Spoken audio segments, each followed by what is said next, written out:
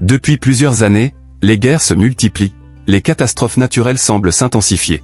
Les crises économiques touchent des millions de familles et les tensions entre nations atteignent des niveaux inquiétants. Beaucoup se posent alors une question. Sommes-nous en train de vivre les événements annoncés dans les prophéties bibliques concernant la fin des temps? Pour certains, ces sujets provoquent de la peur. Pour d'autres, ils suscitent de la curiosité.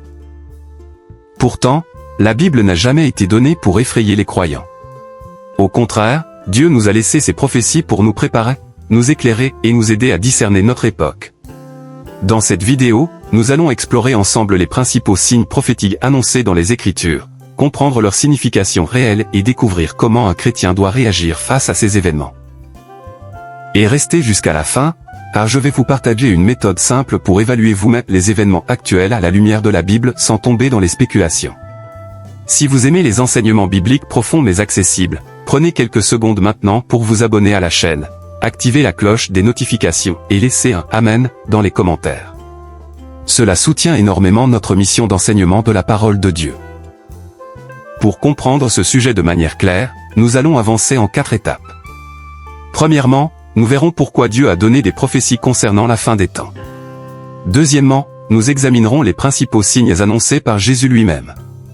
Troisièmement, nous découvrirons les prophéties concernant l'état spirituel du monde et de l'Église. Enfin, nous verrons quelle attitude concrète chaque croyant doit adopter aujourd'hui. Chaque partie durera environ 3 minutes afin que nous avancions progressivement et sans confusion. Alors prenez votre Bible, préparez-vous à prendre quelques notes, et allons ensemble dans la parole de Dieu. Pourquoi Dieu a donné les prophéties? Avant de chercher à comprendre les événements de la fin des temps, il est important de répondre à une question fondamentale. Pourquoi Dieu a-t-il donné des prophéties? Beaucoup pensent que les prophéties servent à prédire l'avenir comme une sorte d'horoscope spirituel. Pourtant, leur objectif est complètement différent. Dieu révèle certains événements à l'avance afin que son peuple reconnaisse sa souveraineté lorsque ces événements arrivent. Écoutons ce que Jésus déclare dans Jean 14 verset 29. « Et maintenant je vous ai dit ces choses avant qu'elles arrivent, afin que lorsqu'elles arriveront, vous croyiez. » Remarquez bien cette parole. Jésus ne dit pas « Je vous annonce ces choses pour vous effrayer ». Il dit « Je vous les annonce afin que vous croyiez ». Les prophéties ont donc pour objectif de renforcer notre foi. Imaginez un pilote d'avion qui reçoit des informations météorologiques avant son vol. Ces informations ne sont pas destinées à lui faire abandonner son voyage. Elles lui permettent simplement de mieux se préparer. Les prophéties bibliques jouent exactement le même rôle. Elles nous permettent de comprendre la direction de l'histoire humaine et de garder confiance lorsque certains événements se produisent. Je pense notamment au témoignage de Marc, qui vit à Paris. Pendant la pandémie, il suivait constamment les informations et vivait dans une grande anxiété. Plus il regardait les actualités, plus il avait peur de l'avenir. Mais lorsqu'il a commencé à étudier sérieusement les prophéties bibliques, son regard a changé. Il a compris que Dieu restait souverain malgré les bouleversements du monde. Aujourd'hui, il affirme vivre avec beaucoup plus de paix qu'auparavant. Et vous, avant aujourd'hui, lorsque vous entendiez parler de la fin des temps, ressentiez-vous davantage de la peur ou de l'espérance? Prenez quelques secondes pour répondre dans les commentaires. Les signes annoncés par Jésus. Entrons maintenant dans le cœur de notre sujet. Lorsque les disciples ont demandé à Jésus quels seraient les signes précédant son retour, Jésus leur a donné plusieurs indications très précises. Dans Matthieu chapitre 24, versets 6 à 8, nous lisons « Vous entendrez parler de guerre et de bruit de guerre. Une nation s'élèvera contre une nation, et un royaume contre un royaume. » Le premier signe concerne donc les conflits entre nations. Attention cependant. Jésus n'enseigne pas que chaque guerre annonce automatiquement la fin du monde. Les guerres ont toujours existé. Mais il explique qu'à mesure que nous approchons de certains accomplissements prophétiques, ces tensions deviendront de plus en plus visibles. Une famille chrétienne vivant à Montréal, au Canada, expliquait récemment que les tensions géopolitiques actuelles les ont poussés à renforcer leur vie de prière. Au lieu de céder à la peur, ils ont choisi de se rapprocher davantage de Dieu. Jésus évoque ensuite un deuxième signe, les catastrophes naturelles. Dans Luc chapitre 21 verset 11, il est écrit « Il y aura de grands tremblements de terre, en divers lieux des pestes et des famines. » Ces événements nous rappellent une réalité importante, le monde dans lequel nous vivons n'est pas permanent. Imaginez un bâtiment qui commence à montrer des fissures. Ces fissures ne signifient pas forcément que l'immeuble va s'effondrer immédiatement, mais elles révèlent que quelque chose est en train de changer. Les catastrophes naturelles nous rappellent la fragilité de notre condition humaine. Je pense au témoignage d'une sœur vivant à Douala, au Cameroun. Après plusieurs épisodes d'inondation dans son quartier, elle expliquait avoir pris conscience que tout ce qui est matériel peut disparaître très rapidement. Cette expérience l'a conduite à placer davantage sa confiance en Dieu. Mais parmi tous les signes évoqués par Jésus, il y en a un qu'il présente comme particulièrement dangereux. La séduction spirituelle. Dans Matthieu 24 verset 24, Jésus déclare « Car il s'élèvera de faux Christ et de faux prophètes, ils feront de grands prodiges et des miracles au point de séduire, s'il était possible, même les élus. » Nous vivons aujourd'hui à une époque où les informations circulent rapidement. De nombreux enseignements religieux sont diffusés partout dans le monde. Le problème n'est pas toujours l'absence de vérité. Le problème est souvent le mélange entre la vérité et l'erreur. Un jeune chrétien vivant en Belgique racontait qu'il suivait plusieurs prédicateurs sur Internet sans jamais vérifier leurs enseignements dans la Bible. Avec le temps, il a appris à confronter chaque message aux Écritures. Cette démarche lui a permis d'éviter plusieurs erreurs doctrinales. Alors réfléchissez à cette question. Parmi les guerres, les catastrophes naturelles et la séduction spirituelle, quel signe Jésus présente-t-il comme le plus dangereux pour les croyants? La réponse est la séduction spirituelle. Car elle touche directement la relation entre le croyant et la vérité.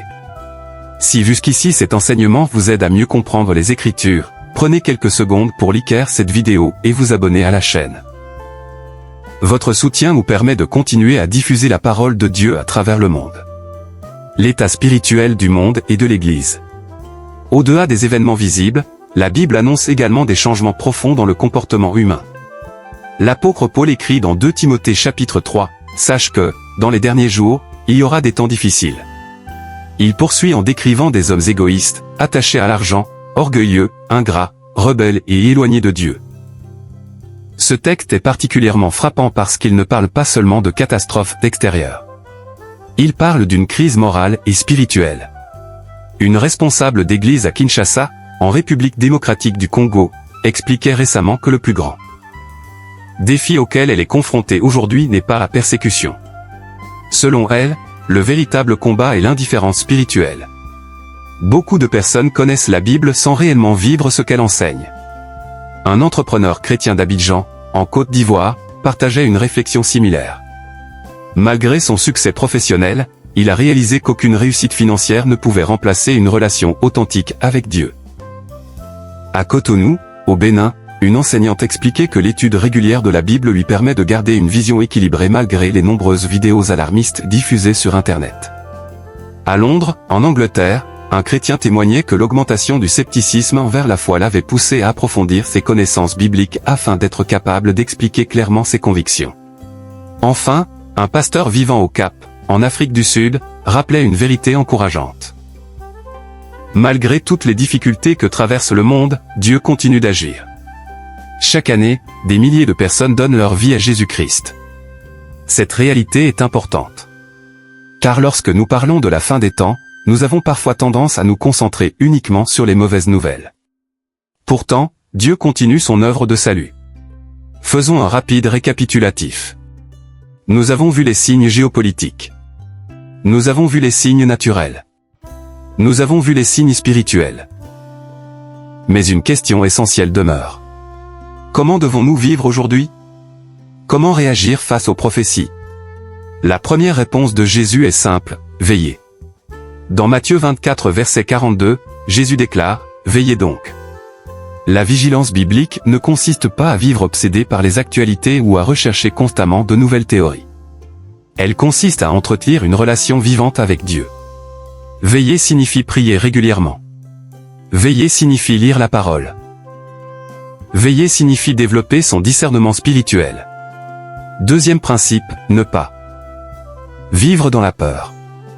Dans 2 Timothée 1 verset 7, nous lisons, « Car Dieu ne nous a pas donné un esprit de timidité, mais de force, d'amour et de sagesse. » La peur ne vient pas de Dieu. Les prophéties bibliques doivent produire la foi, la confiance et la préparation spirituelle.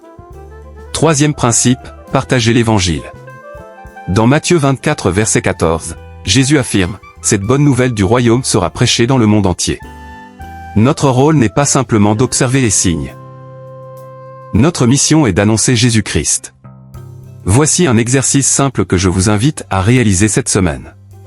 Lisez attentivement Matthieu chapitre 24. Notez les différents signes mentionnés par Jésus. Puis demandez-vous comment chacun de ces signes peut vous encourager à développer davantage votre foi. Et si vous décidez aujourd'hui de choisir la foi plutôt que la peur, écrivez dans les commentaires « Je choisis la foi plutôt que la peur ». Aujourd'hui, nous avons découvert que les prophéties bibliques ne sont pas destinées à provoquer la peur mais à développer le discernement. Nous avons vu que Jésus a annoncé des guerres et des tensions internationales. Nous avons vu qu'il a parlé de catastrophes naturelles. Nous avons vu qu'il a mis en garde contre la séduction spirituelle. Nous avons vu également que la Bible annonce une transformation profonde de la société et de nombreuses réalités spirituelles caractéristiques des derniers temps. Face à tout cela, le croyant est appelé à rester vigilant, à demeurer dans la parole de Dieu et à poursuivre fidèlement sa mission. Le point le plus important n'est pas de connaître chaque détail du calendrier prophétique. Le point le plus important est d'être prêt spirituellement à rencontrer le Seigneur. Je voudrais terminer avec cette magnifique promesse de Jésus dans Luc chapitre 21 verset 28, « Quand ces choses commenceront à arriver, redressez-vous et levez vos têtes, parce que votre délivrance approche. » Si cet enseignement vous a apporté de la clarté, pensez à vous abonner maintenant, à liker cette vidéo et à la partager avec vos proches. Et dites-moi dans les commentaires depuis quel pays vous regardez cet enseignement, Canada, France, Cameroun, Congo, Belgique, Côte d'Ivoire, Bénin, Angleterre, Afrique du Sud ou ailleurs dans le monde. Que Dieu vous bénisse abondamment, et nous nous retrouvons très bientôt pour une nouvelle étude biblique approfondie.